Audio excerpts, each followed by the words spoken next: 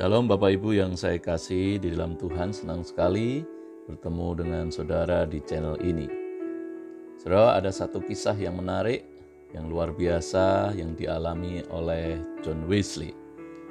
John Wesley adalah seorang teolog, seorang penginjil yang dipakai Tuhan begitu luar biasa, mengadakan kegerakan atau kebangunan rohani di Inggris, saudaraku. Dia hidup tahun 1703 sampai 1791. Peristiwa itu terjadi ketika John Wesley pulang dari pelayanan. Apa yang terjadi? Dia dirampok, saudaraku. Perampok memang tidak mendapatkan banyak hal yang diingini. Dan ketika perampok tersebut akan pergi, John Wesley memanggil dia.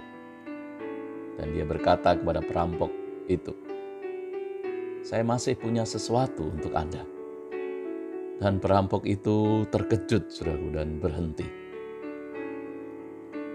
Dan kemudian John Wesley berkata kepada perampok itu, "Sahabatku, barangkali suatu saat Anda akan menyesali kehidupan seperti ini.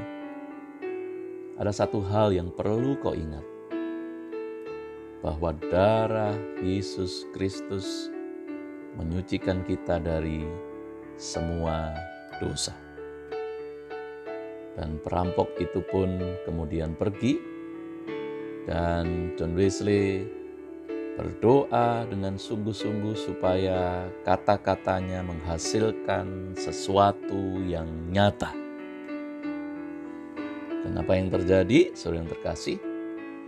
Beberapa tahun kemudian, setelah peristiwa tersebut, ketika sedang menyalami jemaat setelah ibadah seperti kebiasaan di gereja saat ini, saudaraku, seseorang tidak dikenal tiba-tiba datang mendekat, dan betapa terkejutnya ketika orang tersebut berkata bahwa dialah yang merampok John Wesley.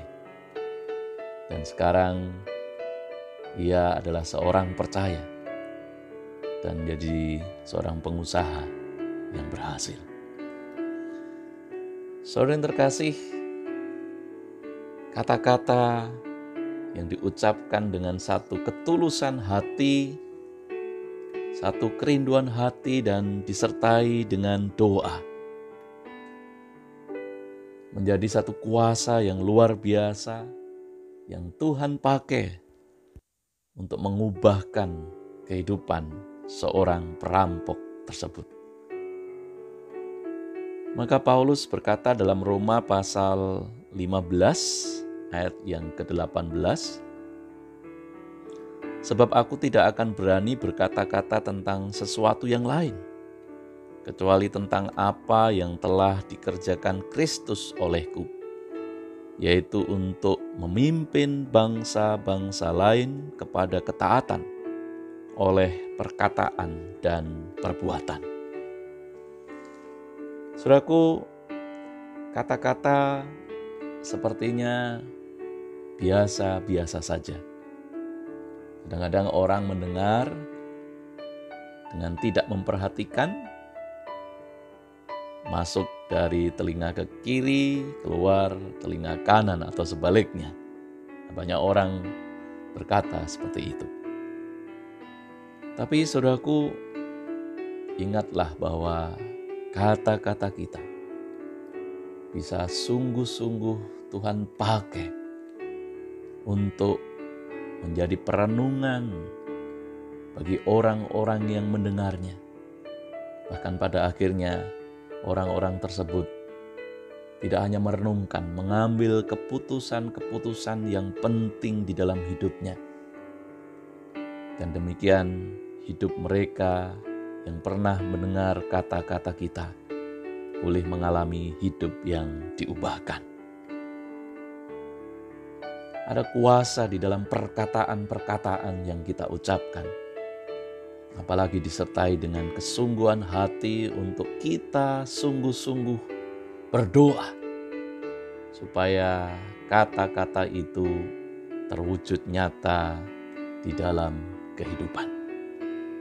Oleh sebab itu, mari kita gunakan kata-kata kita dengan sebaik-baiknya. Supaya melalui kata-kata kita, ada banyak orang mengalami Tuhan. Ada banyak orang dipulihkan. Ada banyak orang memuliakan Tuhan di dalam hidupnya. Kiranya Tuhan memberkati kita semua. Amin. Ya Tuhan, ajar kami untuk berkata-kata dengan baik. Ya Tuhan, ajar kami berkata-kata dengan bijaksana, sehingga melalui kata-kata kami ada banyak orang yang lemah dikuatkan. Ada banyak orang yang mengalami duka cita, mereka mengalami penghiburan. Ada orang yang mendengar kata-kata kami yang sedang di dalam keputusasaan, mereka mendapatkan kekuatan dan pengharapan. Dan biarlah kata-kata kami sungguh menjadi berkat bagi banyak orang, bukan sebaliknya menjadi kutuk. Oleh sebab itu Tuhan, jagalah hidup kami, jagalah hati kami, sehingga dari dalamnya keluar kata-kata yang membangun dan memberkati banyak orang. Di dalam nama Tuhan Yesus Kristus kami berdoa. Amin.